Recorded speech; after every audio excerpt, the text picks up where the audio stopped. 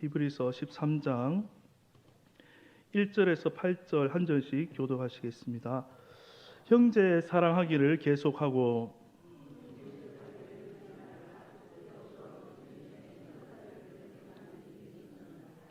너희도 함께 갇힌 것 같이 갇힌 자를 생각하고 너희도 몸을 가졌은즉 학대받는 자를 생각하라.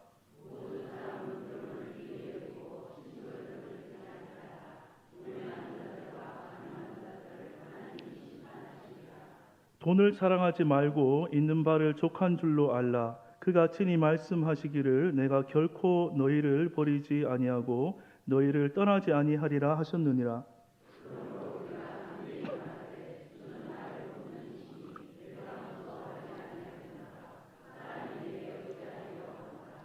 하나님의 말씀을 너희에게 일러주고 너희를 인도하던 자들을 생각하며 그들의 행실의 결말을 주의하여 보고 그들의 믿음을 본받으라. 예수 그리스도는 어제나 오늘이나 영원토록 동일하시니라. 아멘. 행복학교에 한번 와보시면 좋겠습니다. 한번 오시면 깜짝 놀랄 일이 있습니다. 그게 뭐냐 하면 여기 계신 분들이 무려 몇 살인지 아십니까? 행복학교에 그 문을 들어오는 순간 우리 모두가 여기 다 하시네. 17살입니다. 우리 도우미 선생님과 저는 몇 살인지 아십니까? 15살입니다.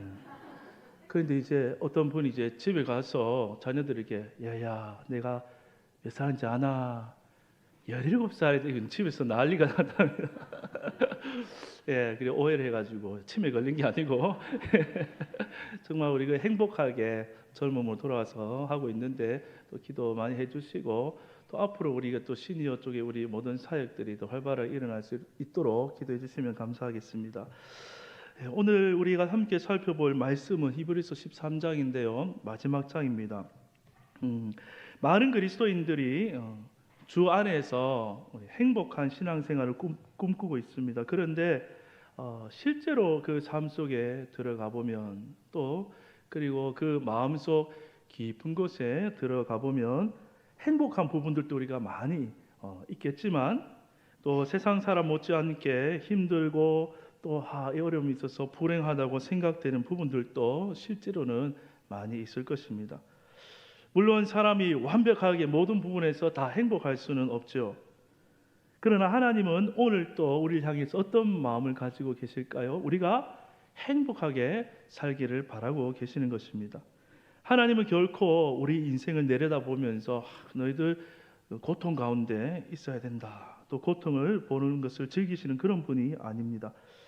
하나님께서는 우리 모두에게 사실은 행복한 신앙생활을 다 허락하시는데도 만약 우리 삶 속에 많은 어려움과 불행들이 있다면 그것은 행복에 대한 우리들의 잘못된 어떤 고정관념들이 많이 있기 때문이 아닐까 그렇게 생각이 됩니다. 그래서 오늘 이 히브리서 마지막 13장 말씀을 통해서 이 행복한 신앙생활이 어떤 것인지를 우리가 말씀 가운데서 바로 깨닫고 받아들여서 우리 모두가 정말 이 땅에서 하나님 앞에 설 때까지 행복한 신앙생활을 하는 우리 아멘의 모든 성도님 되시기를 주님의 이름으로 축복합니다. 이 히브리서 기자는 이 1장 1절에서부터 쭉 13장에 올 때까지 오직 예수 그리스도, 오직 복음에 대해서 설명을 쭉 해왔습니다. 예수님은 천사보다 탁월하신 분이고 예수님은 모세보다도 탁월하신 분이고 예수님은 탁월하신 분이다. 그렇게 주장해왔고 또 예수님은 구약의 모든 제사 제도와 율법의 말씀들을 완성하신 분이시다라고 예수님은 그렇게 설명해 왔습니다.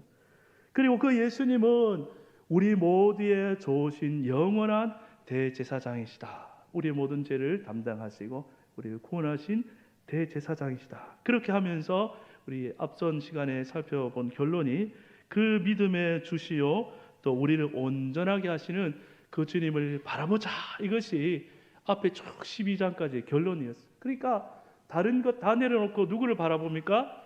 예수님을 바라보자 이렇게 외칩니다. 그러면서 마지막 13장에서는 그러면 실제 우리의 삶 속에 들어가서 구체적으로 주님을 바라보며 사는 삶은 어떤 것인가에 대해서 설명해 주고 있는데 그 말씀을 한번 살펴보도록 하겠습니다. 주 안에 있는 자가 행복하게 사는 그 삶의 구체적인 모습이 무엇인지 살펴봅니다. 첫 번째로 그것은 한번 따라서 하겠습니다. 나 중심에서 타인 중심으로 살아가는 것입니다. 나 중심이 아니라 누구 중심요? 타인, 하나님과 타인입니다. 1절에서 3절을 다시 한번 제가 읽어드리겠습니다. 1절입니다. 형제 사랑하기를 계속하고 손님 대접하기를 잊지 말라. 이로써 부지 중에 천사들을 대접한 이들이 있었느니라. 너희도 함께 갇힌 것 같이 갇힌 자를 생각하고 너희도 몸을 가졌은즉 학대받는 자를 생각하라. 여기 1절, 2절, 3절에 보시면 세 가지 명령이 나오죠. 첫 번째가 어떻습니까? 형제 사랑하기를 어떻게 하라고요? 계속해라. 2절에 보니까 무엇을 하라고 합니까? 손님 대접하는 것을 잊지 말아라. 또 3절에서는 복음 때문에 갇힌 자나 학대받는 자를 우리 같이 생각하라는 것입니다. 이 세 가지 명령의 공통점은 무엇입니까? 나 중심이 아니라 타인 중심의 삶이죠. 그렇죠. 근데 사실 많은 사람들이 어떻게 사냐 하면 거꾸로 삽니다. 거꾸로 세 가지 명령을. 이 세 가지의 명령을 거꾸로 옮기면 어떻게 될까요? 제가 한번 읊어보겠습니다. 나 자신 사랑하기를 어떻게 하라고요? 계속해라. 또 잊지 말고 어디를 가든지 뭐를 받으려고 하라고요? 대접받기를 항상 노력하고 그렇게 대접받아라. 자, 세 번째로 안타깝지만 내 코가 석자이니 다른 사람 고통에는 신경 쓰지 말고 살아라. 아마 많은 사람들이 자기 행복을 이 땅에서 지키고자 아마 이런 마음으로 사는 분들이 많이 있을 텐데 거기에는 절대로 뭐가 없다고요? 행복이 없다는 것입니다. 행복이. 우리는 이 세상을 살면서 공부하고 학교도 졸업해야 되지만 또 한 가지 사실은 졸업해야 되는 것이 있습니다. 그것은 나 자신에 대해서 우리가 졸업을 해야 합니다. 이 말을 오해하면 내가 죽어서 없어진다는 그런 뜻이 아니고 나는 그대로 있는데 이 나라는 존재에 대해서 객관적으로 알게 되는 것을 내 자신이 누군지 알았다 하고 졸업한다는 표현으로 제가 한번 바꿔보았습니다. 나는 어떤 존재냐 하면 이 땅에 태어난 우리는 사실 나를 채우기 위해서 끊임없이 우리가 살고 있는데 사실은 채울 수가 있습니까? 없습니까? 없다는 것입니다. 그렇죠. 내가 내 스스로 나를 채우지 못하죠. 또 항상 내 속에는 나의 깊은 곳에는 욕망과 나의 이기심이 끝이 없다는 것을 보게 됩니다.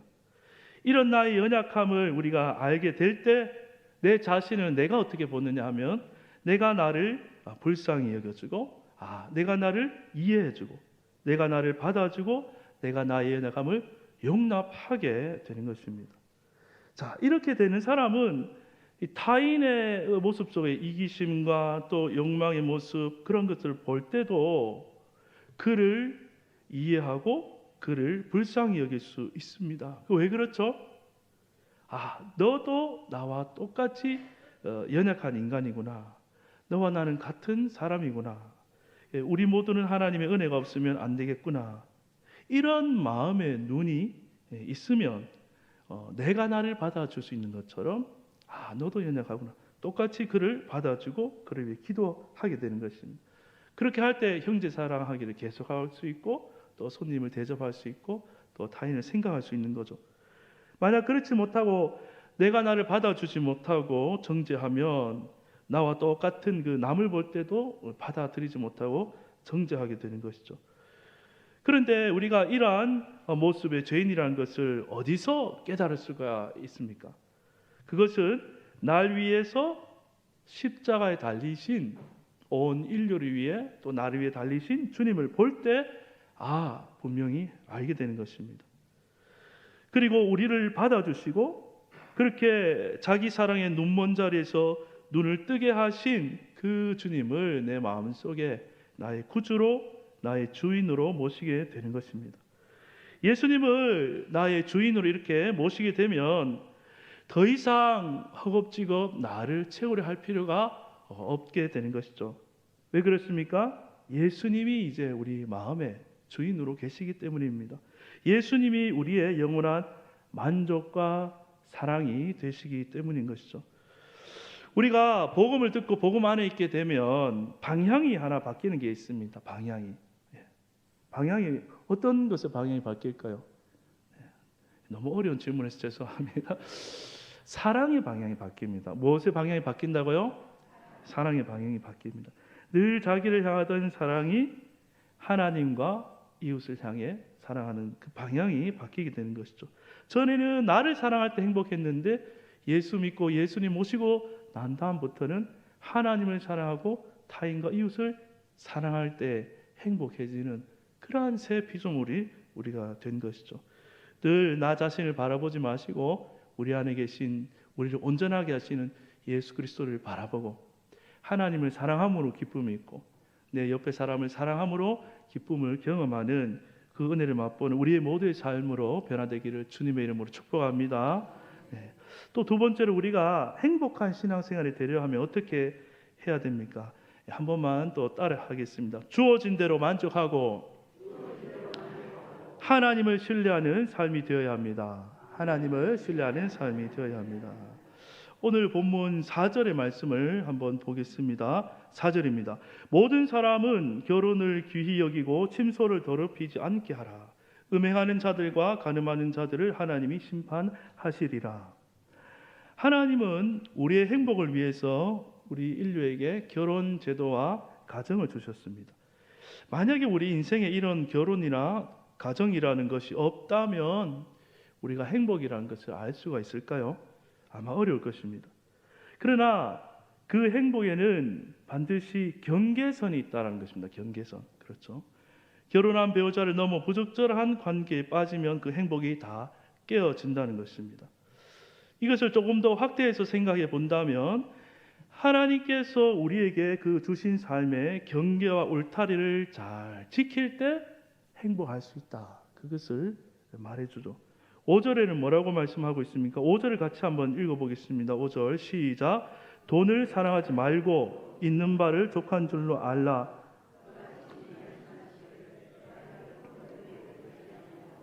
의를 떠나지 아니하리라 하셨느니라. 우리는 자꾸 이 울타리와 경계가 싫다고 막 넘으려고요. 이 경계를 넘으면 더 행복할 거라고 자꾸 착각을 합니다. 그래서 지금 누릴 수 있는 행복도 사실 못 누리고 그리고 지금 지킬 수 있는 행복도 못 지키게 되는 것이죠. 지금 내게 주어진 환경이 아무리 어렵고 힘들더라도 이 환경이 누구로부터 왔다고 믿어야 됩니까? 하나님의 허락 속에서 왔다고 그것을 믿고 받아들일 수 있게 되기를 주님의 이름으로 축복합니다. 사실 고통이라는 것은 어떤 것이냐면 고통의 대부분은 그 환경 자체보다도 그 고통의 환경은 내가 마음속에서 받아들이지 못하는 내 마음의 고통이 가장 큰 고통이 된다는 것입니다. 그러면 그 고통을 있는데 그러면 주어진 환경을 어떻게 내가 받아들일 수 있습니까? 라는 질문이 나오겠죠. 그것을 성경은 오늘 어떻게 대답하냐면 5절 후반절부터 6절을 제가 한번 읽어보겠습니다. 그가 친히 말씀하시기를 내가 결코 너희를 버리지 아니하고 너희를 떠나지 아니하리라 하셨느니라. 그러므로 우리가 담대히 말하되 주는 어떤 분입니까? 주는 나를 돕는 이시니 내가 무서워하지 아니하겠노라. 사람이 내게 어찌하리요. 우리는 살면서 환경과 사람들로 인해 많은 두려움과 근심에 빠지게 됩니다. 사실 어찌 보면 하루도 이 근심이나 두려움이 없이 살아간 날이 없지 않을까 그런 생각도 듭니다. 그러나 우리는 내가 주인 된 사람들이 아닙니다. 이제는 우리의 주인이 누가 주인이 되신 것입니까? 예수님이, 하나님이 우리의 주인이 되었다는 것입니다. 자녀는 어떻습니까? 자녀는 버뜩한 틈만 나면 무슨 일만 있으면 누구를 찾습니까? 네? 엄마. 아빠 섭섭한데 답은 아빠였는데 지금 저도 일하고 퇴근해서 들어가면은 다 기다려요. 아내도 나를 찾고 첫째도 나를 찾고 둘째도 나를 찾고 셋째도 나를 찾고 어떤 문제나 뭐가 있으면은 항상 부모를 찾지 않습니까? 뭐 해야 되는데 좀 도와달라. 아니면 뭐 학교에 돈을 내야 되는데 돈 주세요. 항상 뭐를 이제 있을 때 자녀들은 뭔가 문제가 있으면은 바로 엄마, 아빠를 이렇게 찾고 바라봅니다. 그래서 제가 볼 때 자녀들은 걱정이 있긴 있겠지만 부모에 비해서 크게 걱정이 없는 것 같습니다. 마찬가지로 우리에게도 항상 하나님 아버지가 계시다는 것입니다. 환경이 나를 어찌할까? 또 우리가 만나는 어려운 일과 또 사람들 가운데 사람이 나를 어찌할까? 두려워하지 마시고 오늘 주신 것에 만족하고 누리고 내일은 아버지께 맡기며 사는 행복한 삶이 되기를 주님의 이름으로 축복합니다. 이제 세 번째입니다. 또 우리의 삶이 행복한 신앙생활이 되려면 한 번 더 따라하겠습니다. 은혜의 수도관을 잘 관리하고 막히지 않게 해야 합니다. 은혜의 뭐라고 했죠 제가? 수도관이죠, 수도관. 7절과 8절 다 같이 한번 성경 가지신 분 읽어보겠습니다. 시작. 하나님의 말씀을 너에게 일러주고 너희를 인도하던 자들을 생각하며 그들의 행실의 결말을 주의하여 보고 그들의 믿음을 본받으라. 오늘이나 동일하시느니라. 물론 우리가 사람을 의지하기보다는 실망할 수 있으니까 하나님만 의지하며 살아야 합니다. 이렇게 그 말도 틀린 말이 아닙니다. 그러나 하나님 우리 곁에 항상 목자의 역할을 감당하는 사람들을 다 주셨습니다. 물론 그들이 하나님처럼 다 완전하지는 않습니다. 그러나 분명히 하나님은 우리 곁에 하나님의 통로가 되는 사람들을 다 우리 인생 걸음걸음마다 시기에 적절하게 맞게 다 두시고 옆에 만나도록 이렇게 안배하시는 것입니다. 저 댐에 아무리 깨끗하고 좋은 물이 가득 있다고 할지라도 수도관이 없으면 공급될 수가 없죠. 이와 마찬가지로 하나님께는 정말 그 맑은 은혜의 그 샘물과 또 은혜의 물이 많이 있어도 이 수도관이 없으면 우리에게 공급되기가 어려운 것입니다. 결국 하나님은 이러한 하나님의 은혜와 도움, 사랑과 또 물질들을 하나님의 수도관인 누구를 통해서 우리에게 줍니까? 사람을 통해서 그렇게 우리에게 흘려보내주는 것입니다.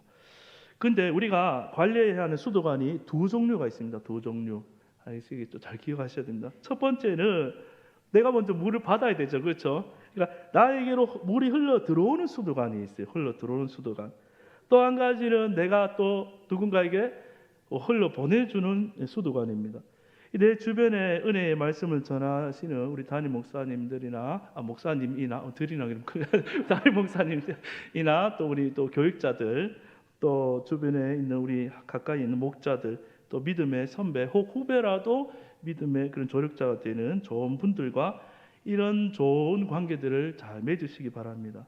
은혜가 잘 들어오도록 그 수도관을 나에게 잘 연결시키면 좋은데 잘 연결시키는 비결이 있어요. 그 비결은 두 글자인데 무엇이냐면 바로 겸손입니다. 겸손. 내가 교만하고 내가 다 판단 말씀을 듣고 내가 다 판단하면 내가 수도관을 내가 다 잘라내는 거예요. 들었던 말씀이다. 아는 말씀이다. 당연하지 안 된다. 이렇게 마음으로 비판하고 판단하면은 그 말씀이 들어오려는데 내가 다 잘라내는 거예요. 그러면은 물을 못 받으니까 내 마음이 어떻게 됩니까? 메마르게 되는 거예요. 은혜의 샘물을 마셔야 돼. 그런데 겸손해 가지고 겸손은 붙이는 거거든요.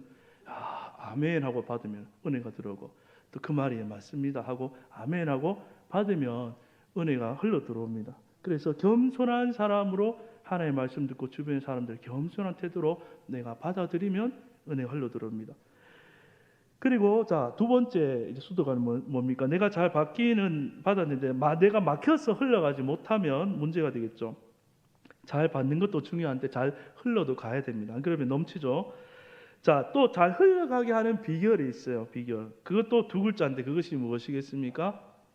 네? 사랑도 맞는데 말씀을 이제 들었어요. 그럼 뭐 해야 되죠? 맞아요. 순종하는 게 흘러보내는 겁니다.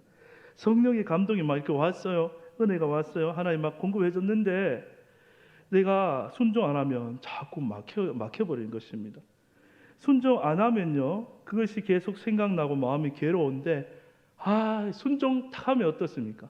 마음이 시원하면서 자유하면서 기쁨이 이렇게 찾아오게 되는 것이죠. 왜냐하면 그것이 하나님의 기쁨이 되기 때문에 하나님께 순종하는 것이 잘 흘러보낸다는 것입니다. 그러니까 들어오는 수도관 또 내가 겸손히 늘 말씀의 은혜를 받고 또 흘러가야 될 때 하나님이 말씀하시면 순종해서 잘 흘러보내고 이렇게 순환이 잘 되면 하나님의 은혜의 공급이 우리를 통해 가지고 교회 안에 성도의 교통 가운데 잘 이루어지게 될 줄로 믿습니다. 그리고 오늘 말씀에 보면 이런 말씀과 은혜와 사랑이 수도관이 잘 통하고 흐르면 교회 안에 변함없는 진리의 말씀이 흐르기 때문에 이단의 유혹이 중간에 치고 들어와도 끄떡 없다는 것입니다. 제가 지금까지 행복의 신앙생활 비결 3가지를 말씀드렸는데 오늘 여기 이제 학생들 또 많고 하니까 복습 한번 해보도록 하겠습니다. 한교학교 그리고 우리 또 모두는 다 하나님의 학생들이니까 첫 번째로는 나 중심에서 누구 중심으로 옮겨져야 됩니까? 하나님과 타인 중심으로. 만약에 내가 내 중심으로 살고 있다 그러면은 우리 돌아보고 다시 기도하고 우리 하나님과 타인 중심으로 사랑하며 살면 행복해집니다. 두 번째로는 주시는 환경에 뭐 하고요?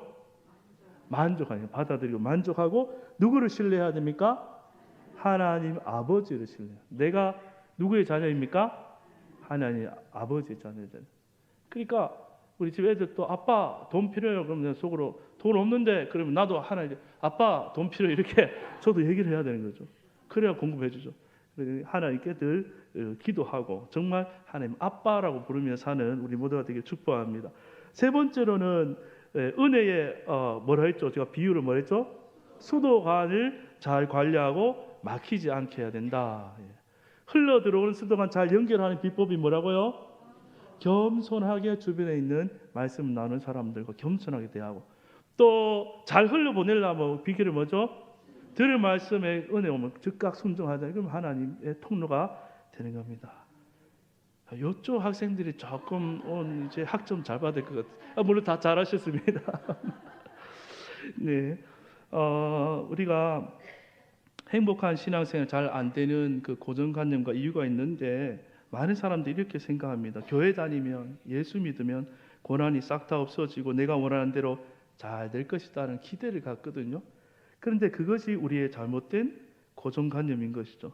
그런 곳에는 결코 그런 일은 일어나지 않고 행복할 수 없죠.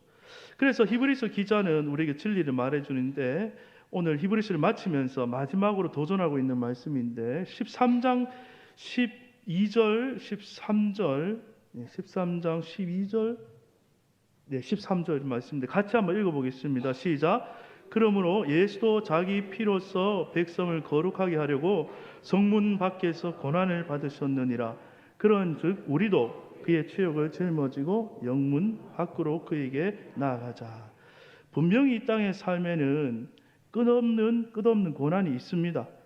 하지만 그 고난 속에서도 우리 삶에 믿음이라는 보석이 이렇게 반짝반짝 빛날 수가 있고 고난은 매일 계속되는데 그 속에서도 소망이라는 사랑이라는 보석이 그 인생 가운데 계속 반짝반짝 빛이 나게 될 때 그 인생이 참으로 행복한 인생이 된다는 것입니다.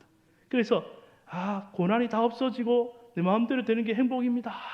그 고정관념을 갖고 있으면 행복이 찾아오지 않습니다.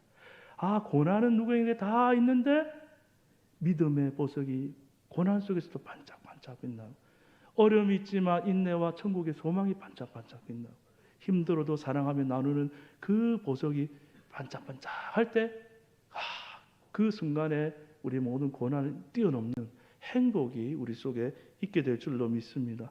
그러한 성도들은 항상 하나님 앞에 감사와 찬송의 제사를 드리게 된다고 말씀하며 히브리서를 마치는 것입니다. 우리 모두의 남은 인생이 하나님 앞에서 이런 보석과 같이 빛나는 인생 되기를 주님의 이름으로 축복합니다. 기도하겠습니다. 하나님 아버지 감사합니다. 이 천지 만물 가운데 하나님의 형상을 닮은 사람으로 태어나서 살 기회를 주심을 감사합니다. 하나님 나그네와 같이 금방 지나가는 인생이지만 이 인생 가운데 벌써 하나님 알게 하시고 자녀되게 하시고 아멘교회 보내주시고 믿음의 많은 동역자들 주심을 감사합니다. 하나님 받은 것 이렇게 많은데 하나님 아버지 그것들을 바라보며 감사하며 만족하며 순종하며 사는 하나님 자녀의 복된 삶으로 우리를 인도하여 주시옵소서. 하나님이 세상의 복에 우리의 마음에 빼앗기지 않게 하시고 날마다 하늘의 신령한 복을 받아 누리게 하여 주시옵소서. 그래서 많은 사람들에게 사랑과 은혜 나눠주며 구원의 길로 인도하는 보람된 우리의 삶 되도록 함께하여 주시옵소서. 감사드리며 예수님의 이름으로 기도하옵나이다. 아멘.